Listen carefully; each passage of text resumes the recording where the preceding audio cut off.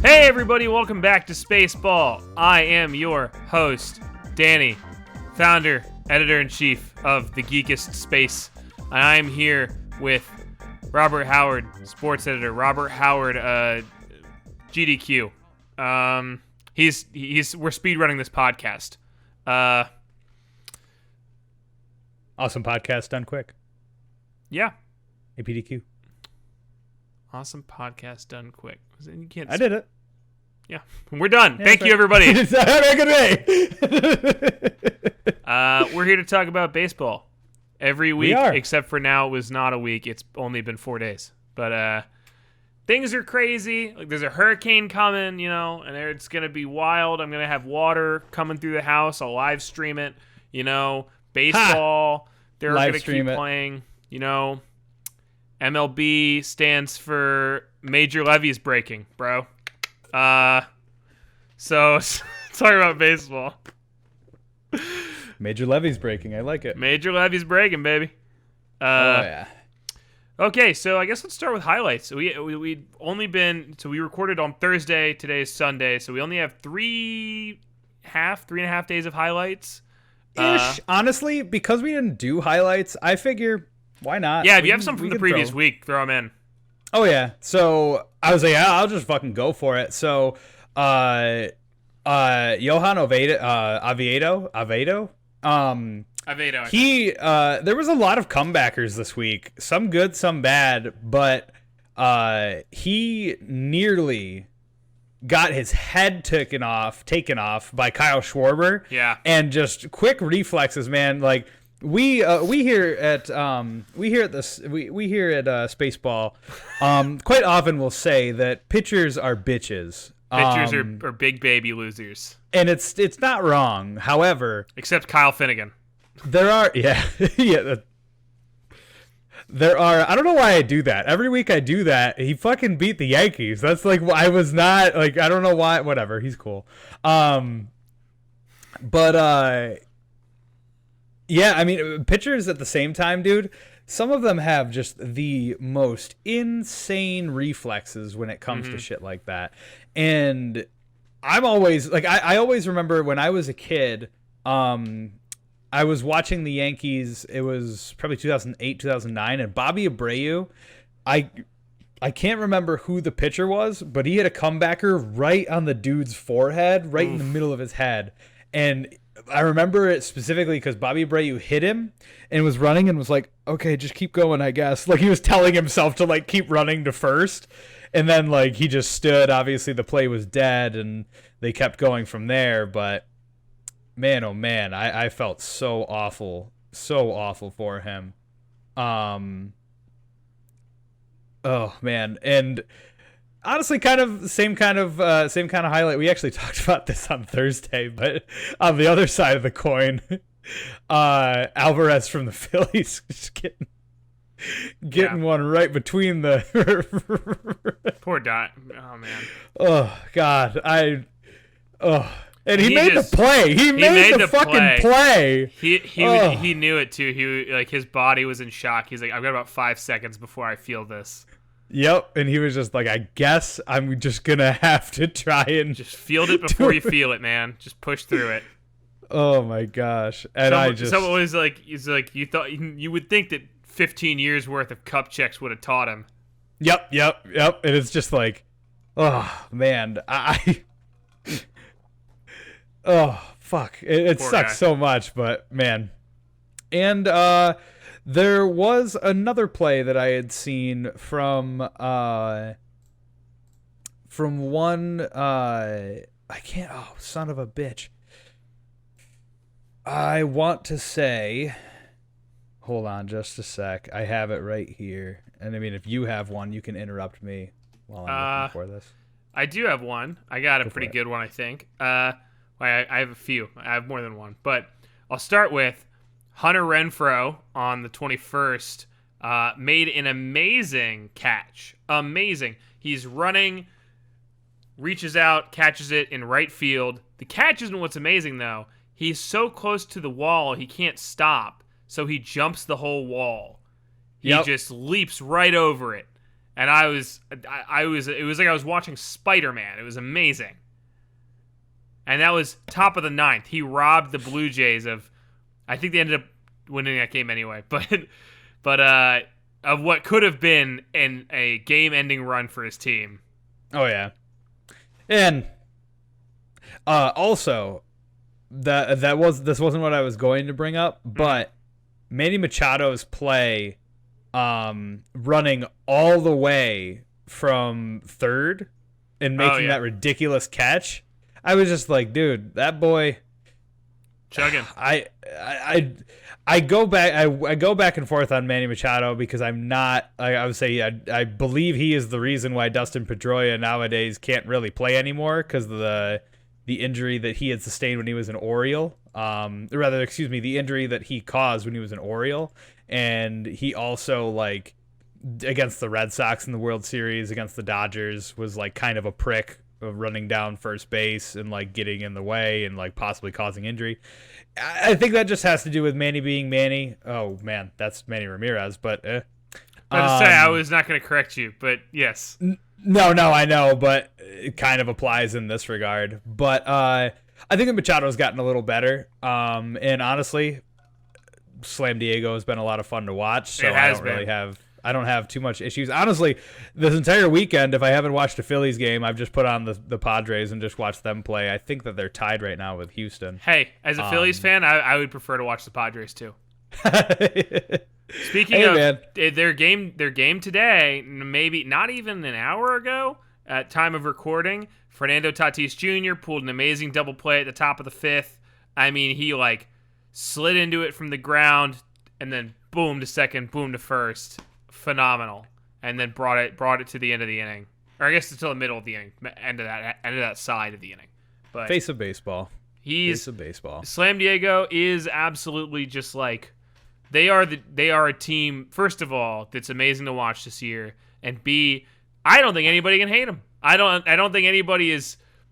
Look, the Padres have had such a problem in history. They've never been a team that's easy to hate because there's not much going on there historically. That when they're popping off, everybody's happy for them, you know?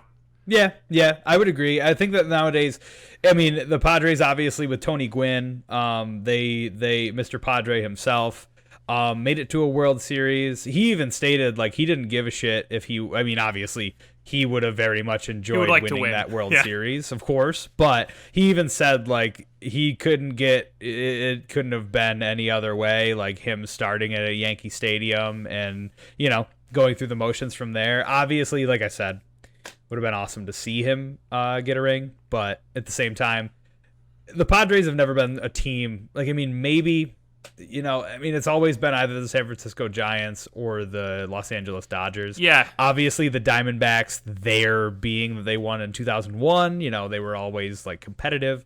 But they won with Randy Johnson, yeah. Yeah. And I think the thing is just, like, the NL West is a tough team. Or, sorry, the tough division. And, you have... Yeah, you're basically up against two of the premier franchises, I should say, in baseball, because it goes from year to year.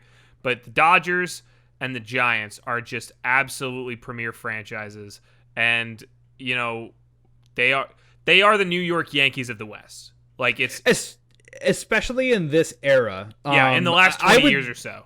I would say the Giants more so than the Dodgers. I mean, I think that's 100% arguable. Yes, the Dodgers went 2 years in a row, but they also took L's, whereas the Giants won in 2008, 2010, and 2012, obviously missing each within a year, but the fact that they would go, miss, would win, miss, it's still crazy. And honestly, 2012, or no, I'm wrong. I am wrong. It was 2010, 12, and 14. Because they played against the Royals in 2014. Mm-hmm. That was it. At least I believe that's the case. I could be wrong. If you're wrong, I have to fire you from being a sports editor. That's incorrect because we've been wrong plenty of times, and it's just been like, oh, okay, we'll just correct ourselves. But I think it's just it's like the Orioles. The Padres, to me, they have an Orioles vibe where it's like if the Orioles made it to the World Series, I don't think anybody would be like, oh, fuck the Orioles. They'd be like, oh, good for them. Yeah. Yeah, and like obviously keep in mind, like Orioles have been there before and have won before. Yeah. But it's just like they obviously have a bit more history, but even in that regard, like nobody would. The only time that when I say nobody, I more so mean like obviously within division, anything goes. I mean, Sure. when the Rays played the Phillies in 2008, I can't say that I was like, oh fuck the Rays, like. Yeah. I was just like, okay, cool. By the way, I was right. 2010, 2012, 2014. Okay, you can keep your job. Yeah, thank you. Appreciate it. But yeah, man, I think that the team to watch, I think the two teams to watch in both conferences, both leagues, National, Padres, American. Honestly, the A's. I've been enjoying the A's. Yep. They have been on a bit of a slide of late. Even like it's stuff like that. I mean, the White Sox have been a lot of fun to watch over the weekend. Just they've been doing some crazy stuff. I'm pretty sure, if not over the weekend, within the past week, they had back to back home runs, which was cool to see. But yeah, I mean. I think that we're in agreement in that regard. Yeah. And my last highlight is my boy Bryce Harper hit a 470-foot homer in the top of the first. This man does not stop. And you know what I found out? I think, according to its stats book, that is his second longest Major League home run. Do you know who his longest Major League home run is against? Yankees, I believe. But do you know the pitcher? And it wasn't the Yankees. Oh, it wasn't the Yankees. Oh, is it Strickland? It's Nick Pivetta. Oh, okay. 473 feet off of Pivetta when he was a national. Okay. When Bryce was a national, I mean. Yeah. And that brings us to today's Bronx Cheers and Fanatics Cheers. Da-da. Da-da. Da-da. Okay. What's a new one? Yeah, I try to give it a different rhythm every time. All right. We got rid of Nick Pivetta. Cue the music.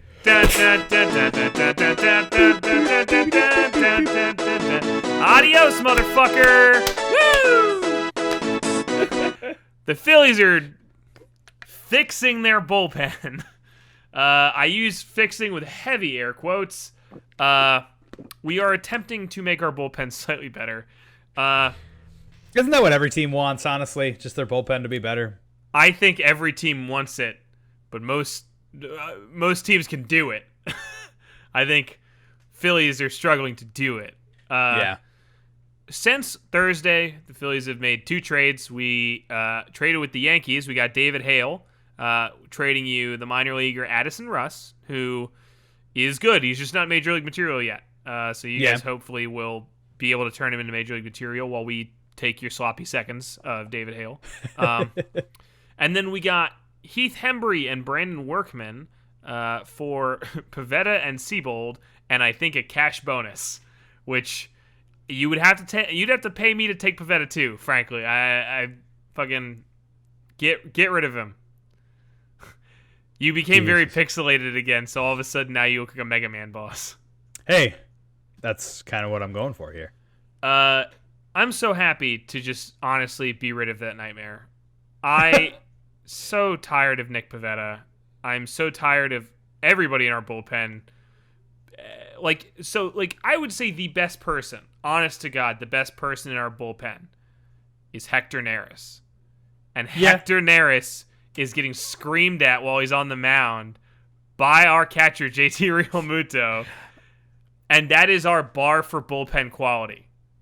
I mean, I feel like Realmuto is consistently just yelling at everybody, to be honest with you. Or he always winking. seems like he's... What's that? So, or he's winking.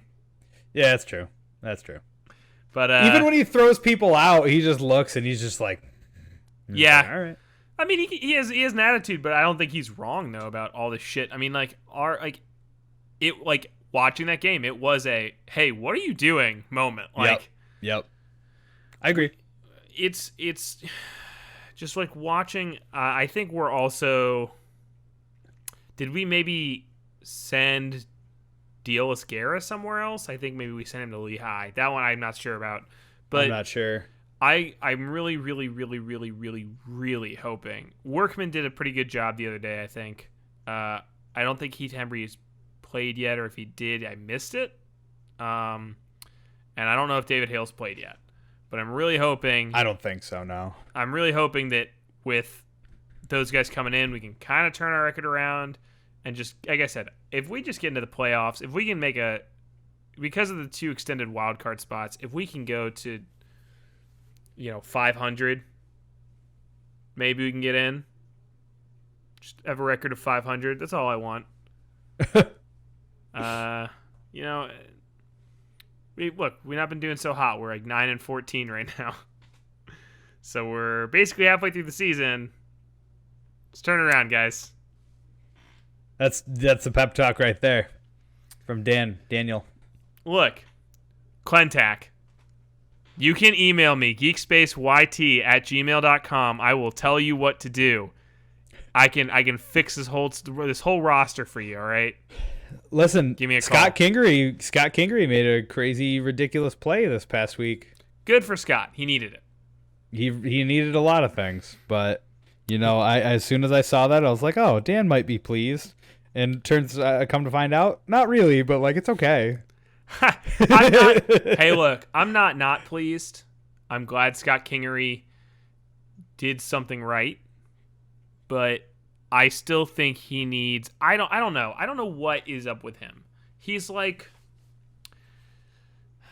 something's got him spooked, man. It's mental. It's just mental. Like you can see it when he gets up. You can see it when he strikes out. He's frustrated with himself. Something has him shaken. I think he needs a break.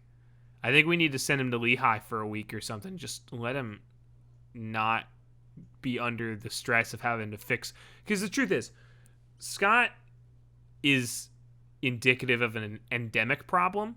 He is a problem for sure. But yeah, it's also that all of these players all of our bats are basically having to work twice as hard because our bullpen is a shit show. And so like, yes, like the stress of that is like some people rise up. Bryce is doing well. Goslin's doing well. Gregorius, is doing well. Like some people are fine with that stress or they don't think about it. And then there are dudes who choke. Kutch was doing really poorly in clutch positions earlier in this year. Scotty has been doing really bad in clutch positions. And like, I'm not happy with them, but it's also like, those positions are things where we really shouldn't have been putting them there anyway. But nonetheless, whatever's got him spooked, he needs to go figure it out. He can't keep playing like this. So, yeah, I agree. I'm happy for him, but I would like that to become the regular rather than me being happy that he did a good play. Like, yeah, it's kind of like Daniel Robertson getting traded to the Giants and then them DFAing Hunter Pence. Yeah. Which, like, Hunter Pence, I'm certain, understands that. And, like, the thing that's funny to me is Hunter went out there and got whatever money he needed from the Rangers. But, honestly, I would just retire at this point. Dude's a three-time world champion. Like, again, if you can keep playing, get into a DH spot. I honestly thought that he would get a DH spot more or less for being a part of the Giants. Pablo Sandoval obviously came back to the Giants as well, but almost said Pablo Sanchez, but we all know who Pablo Sanchez is. So, side note, it was pretty funny. The conversation right now is, well, now that Pavetta's not on the Phillies, is he going to become a fucking Cy Young award-winning player? Like, is he just going to become amazing as soon as he leaves? It's possible. It's honestly dependent upon whether or not we can pinpoint either the Phillies pitching coach sucking ass or if he's just not a good player.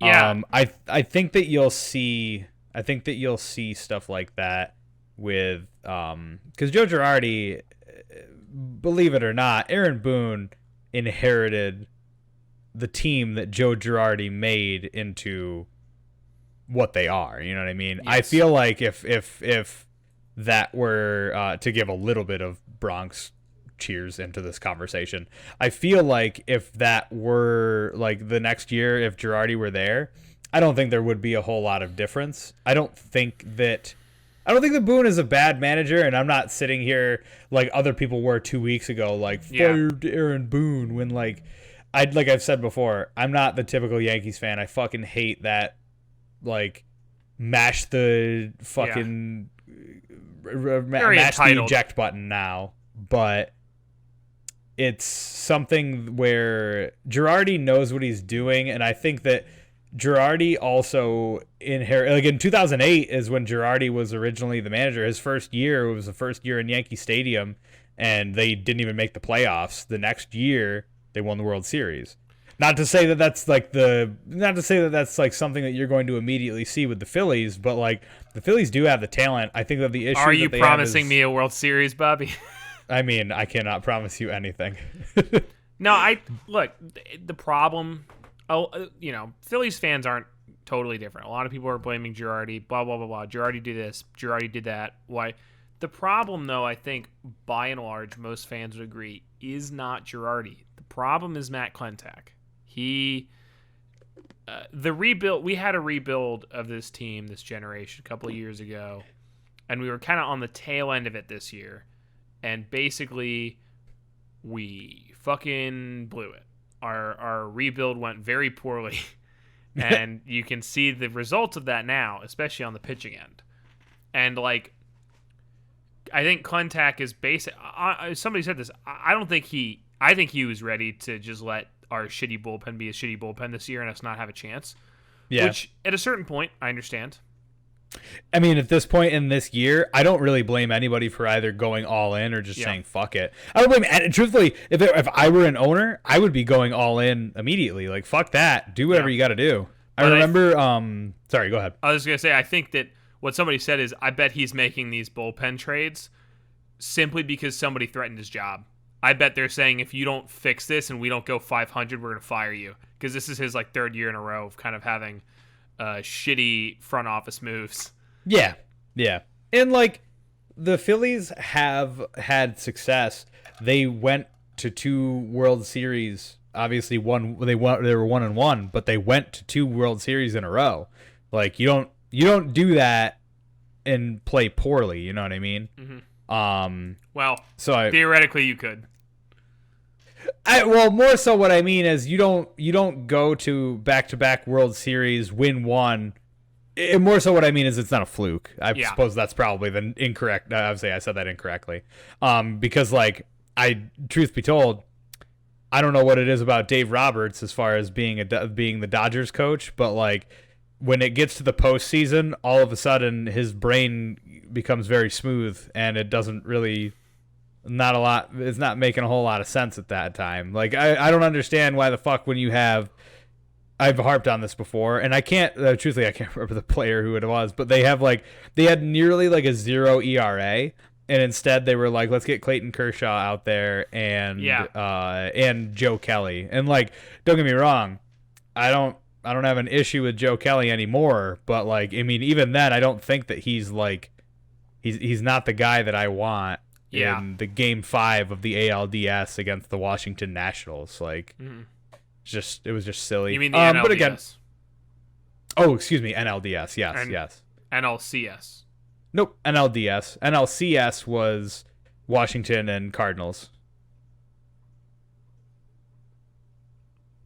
Oh, okay. National League Championship Series and then National League Divisional Series. Yeah, but the Nationals aren't in the same division as the Dodgers. That doesn't matter. NLDS isn't divisional. It's just called NL. Like, the reason why it's called that is because the wild card team faces a division winning team. And right. I was like, no, it's not like in college basketball where it's just like they have the tournament for the division and all of that. Yeah, I guess I never really refer to it as the NLDS either. Yeah. I just refer to it as playoffs round 1, playoffs round 2. Okay. Fair enough. No, yeah, that's what's gonna be weird about the playoffs this year, man. Is all of that, because it's like I don't know what you're even gonna call it at this point. There's no Because buys there's so many or wild anything. cards. Yeah, there's no buys, so that's I'm cool. telling you, but... we need a every single team is in it and single loss bracket. Just knock them all out. The unwritten rule of this podcast is stop suggesting that. No. And my written, it's not written. It's not written. Hey, my written rule is I ignore all unwritten rules. So tell me more about your Yankees. How did they do? You guys have anything fun over the weekend? Aaron Judge is back. Hooray! That's about it, though. I didn't know if you were forgetting that they didn't play this weekend or not, but... Yeah, well, I wasn't really forgetting. I was just like... Yeah. I didn't know if you guys did anything fun, if you guys did roster stuff or anything. Yeah. I called him, and I was just like, hey, guys, what are you up to? You said it's me, Robert Howard, Geek Space Sports Editor, and I need to know if you guys are thinking about anything. Let me know. All I think of right now is like the TMZ clip or the fake one where everybody's like slamming their laptops. They're like, go, go, go. Yeah. For all I know, you were the one behind the Addison Russ David Hale trade. Hey, you probably called them up and were like, look, man, the Phillies will take fucking anything. You can just drop them David Hale. If they would take anything, then I'd be like, take Luis Avalon, please. Like, holy shit. Did you see that motherfucker? Okay, so we're clear. We have to get this in here. I will find the clip. He fell over on Thursday. He fell over attempting to pitch. See this. That's funny. Oh, I'll send it to you. It's garbage. But I mean, the Yankees, same as they were on Thursday. Haven't played a single game. COVID-19's a bitch. I'm curious to know how they're going to reschedule all these games. Because, are they trying to, or are they just going to be like, whatever your percentage is, that's your percentage? I don't know, because, I mean, the thing is, the Cardinals are playing a fuck ton of doubleheaders, as far as I know. I mean, who knows, honestly. Like, with that, I don't think that there's been any more people with the Mets, but, like, it's just very funny to me that because we are both East fans, obviously AL and NL respectively, that we have had to be like, all right, well, I just don't get to watch baseball this weekend. Yeah. Well, you know what's really funny though is I will say that would actually be the biggest bummer as far as like the fact that we aren't allowed to go to these games. If they had a Subway Series doubleheader, God, I would want to go see that so bad. Yeah. Oh yeah. I miss going to baseball games. Same, man. Very much so. Next year. Next year we'll do a podcast live from a game. Yeah. Get your hot dogs here. We'll meet up and we'll bring the recorder and we'll just talk through a game. Yep. Okay, well then I think that's it for Bronx Cheers and Fanatics Cheers. Yeah, it was also it for highlights, which we didn't even remotely. We just transitioned immediately. Didn't even say anything. What?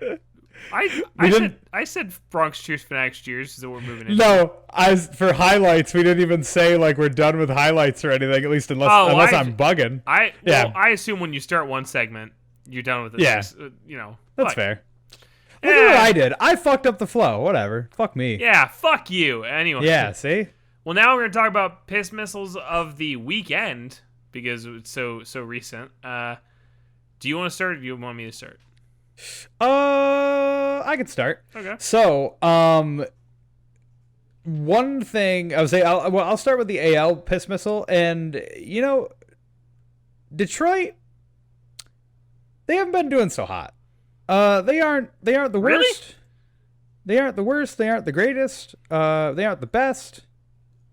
They aren't. That's how I usually talk about Detroit. Yeah. I mean, and it's disappointing because like I remember in 2010, I genuinely if you look at the Detroit Tigers lineup back in 2010, Justin Verlander, Max Scherzer, Anibal Sanchez. Yeah. Who's gonna beat them? The San Francisco Giants came in, they knocked, and they said us, and I was like, oh. But fast forward 10 years later, we have Jonathan Scope at bat. And he absolutely launches one into orbit Yeah, over it was high. over the monitor in Progressive Field and proceeded to land outside. I can only assume hitting a bird or maybe a small man walking by. They're dead now. And so is that ball. But you know what? The Tigers got 2 runs. What's your AL piss missile of the weekend? My email. I said my email. My AL piss missile of the weekend is Teoscar Hernandez did a great solo shot against the Rays, top of the second. It wasn't anything that was too like fun. Like it wasn't super important in the game. It wasn't a very hype moment. Yeah. But it was just, he had such a clean swing, man. It was sweet. It was like butter. Oh yeah. Yeah. It's like, I mean, and those types of swings are just like, mwah, like chef's kiss. You're just like, how did you even? But those are always a lot of fun, and they make me think of the one and only Junior. Yes. Notice I point up, but I more so mean up because dingers go there, and he's number 1. Oh, I mean up because he's in heaven now. Rest in peace, Junior. Don't do that. Don't do that. It's the ghost of Wade Box.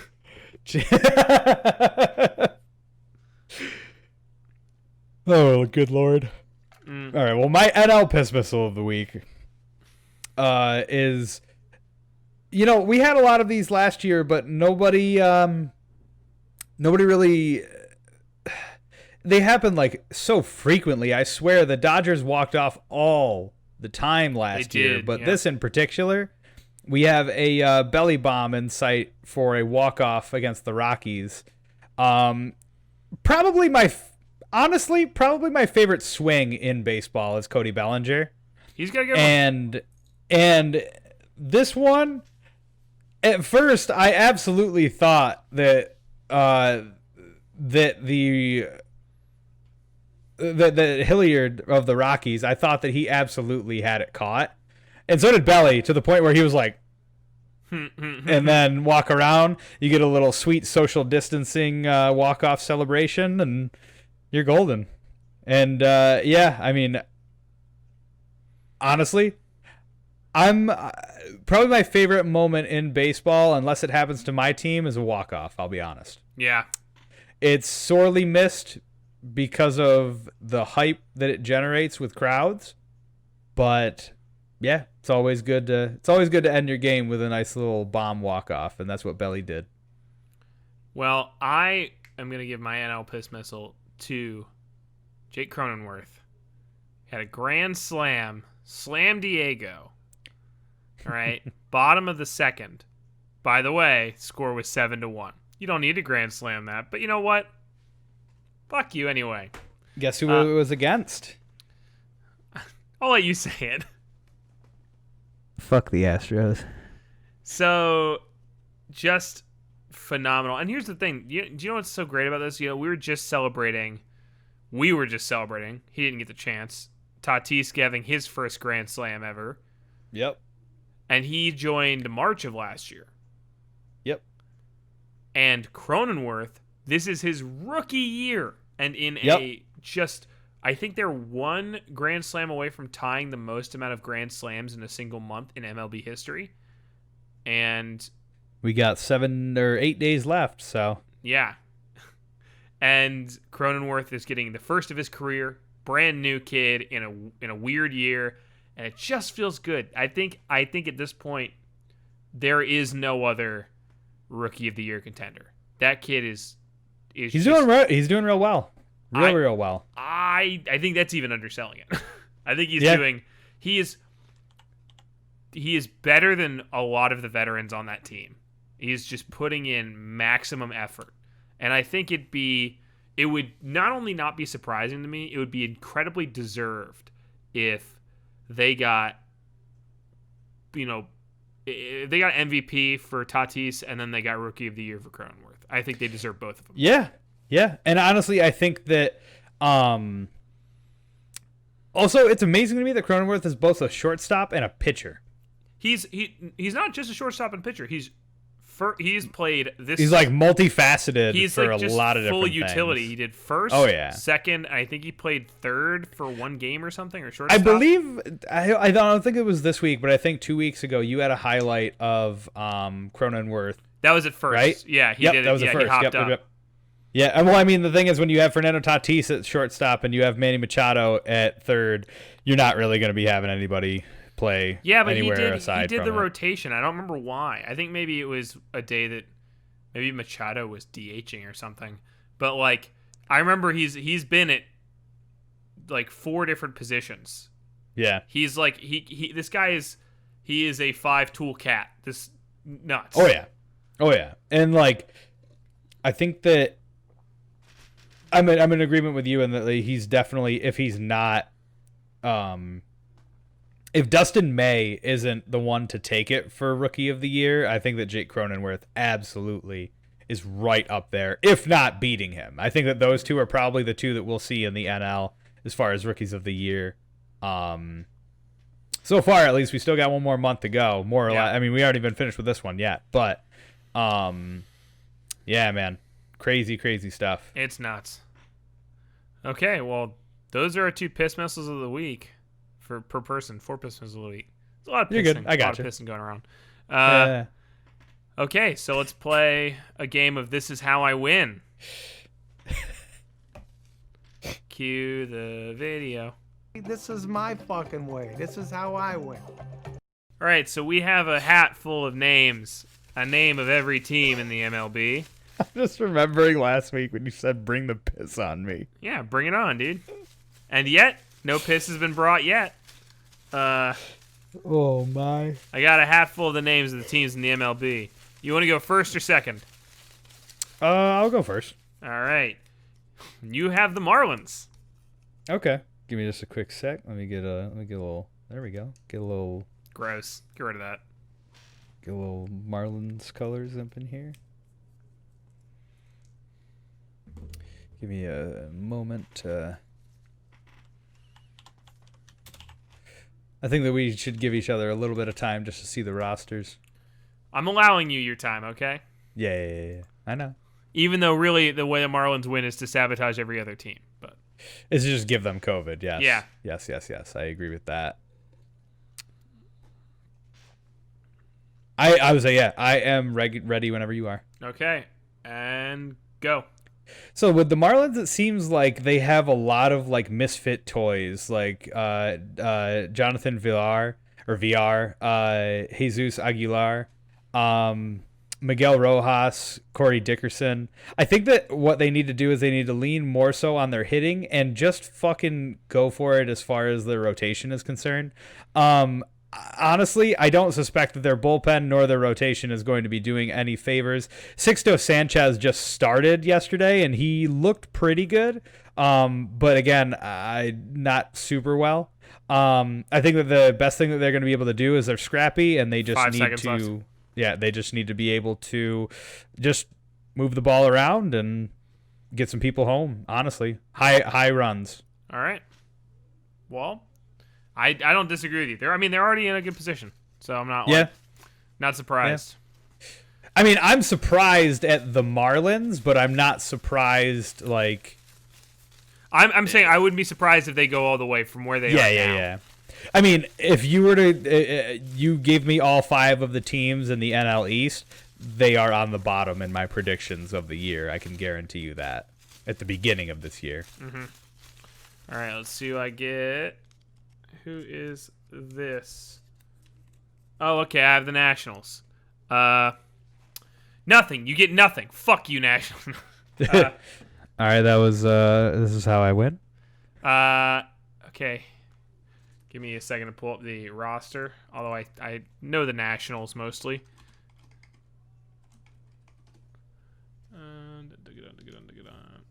I'll switch it for you. Look at that. Bam. I don't know. Red. What says being more national than a Gundam in the background? All right. Tell me whenever you're ready. You got everything pulled up? Yep. All right, give me just a sec. And go. Okay, look. Nationals have a great pitching staff. They got Max Scherzer. They got, most importantly, Kyle Finnegan. But truth be told, I mean, like, look, we talked about this at the beginning of the year. They lost a couple people in their power, but I mean, they still have a really good group. Their batters are scary. They got Juan Soto still. They got Victor Robles. I don't remember how he says it. Robles. Okay. I think that they have a really good, and you know what? Not only is it good, it's deep. Yep. That was gross. 5. Anyway, that was time. Okay. No, 5. Yeah. Well, now it's time. Sorry, I lost myself You're on good. it. Not only was it good, it was deep, and I was like, Yeah. Hey, you know what? That's it right there. But yeah, Cut it they off gotta. right there. I think even the guys who aren't amazing can hold their own. Yep. I think they've got a really balanced roster. I'm glad that you didn't mention Steven Strasburg because he is on the 60-day IL and will miss the rest of the season. Yeah, well, actually, that's why I pulled up the 40-man roster. I saw he wasn't on there, so I was like, first I was like, they didn't trade him, did he? And then I was like, no. Can't be. You don't trade your World Series MVP the year after you win. That's just fucking stupid. After signing him for like 7 more years. Well, that's why I didn't say anything about it because I was like, there's no way that's true. Well, I was just thinking of last week when I said Albert Pujols, and you were just like, fuck. Yeah, that's true. What are we down to, 22 teams now? I'm not gonna Yeah, count. Yeah, because 24 was last week.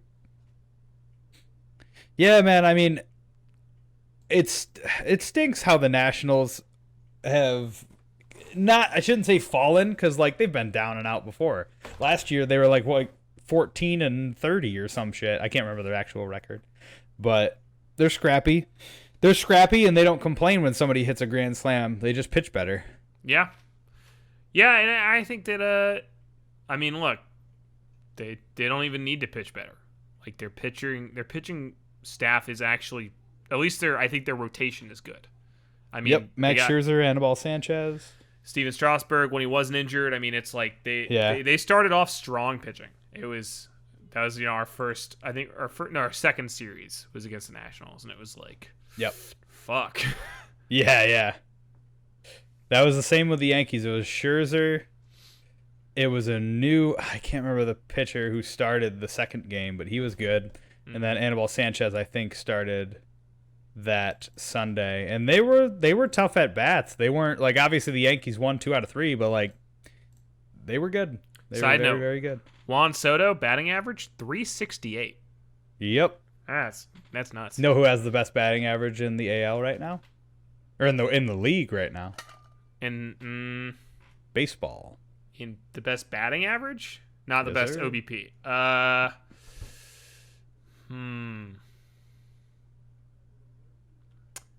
It's not Aaron Judge. I'm going to say it's DJ LeMahieu. You're right. Hell yeah. You're very right. Oh, yeah. I mean, he's got, 6 games on Judge or something like that? Where he was playing and Judge wasn't? Yeah, but I mean, even so, Aaron Judge strikes out a lot. It's not like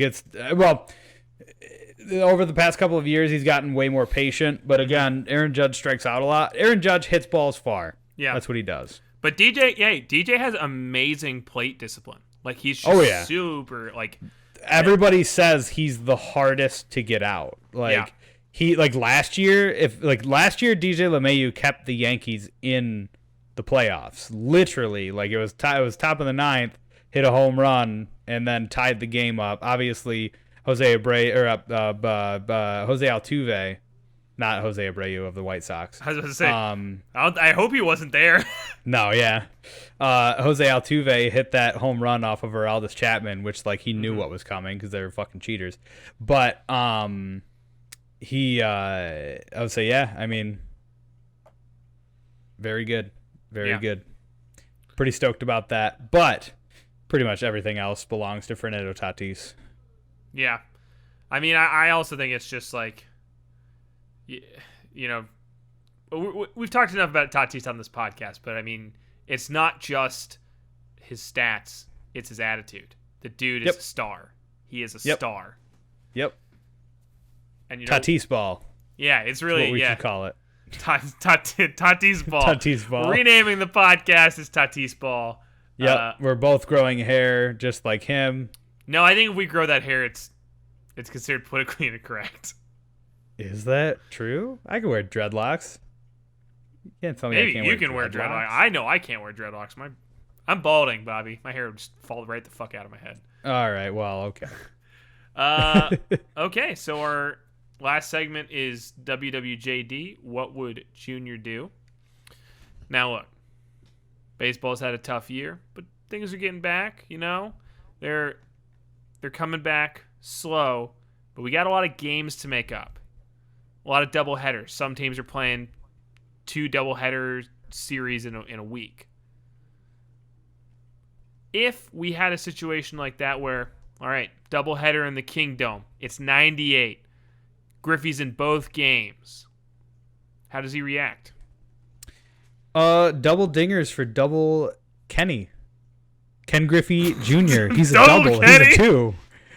He's a 2. I know what I said. Ken Griffey Sr. and Ken Griffey Jr. If you're junior, you're the 2. You know what I'm saying? It's a double. Double Kenny. Double dingers for double Kenny. Hey, you're right. Twice as many games, twice as many dingers in a day. That is the correct answer. And that is the end of SpaceBall this week. So we'll be back next week after one more full week of baseball. Our schedule's back to normal, assuming I don't drown tonight. So we'll see. Thank you, everybody, for watching. And, hey. Call me Junior. God bless America. Fuck the Astros. Call me Junior.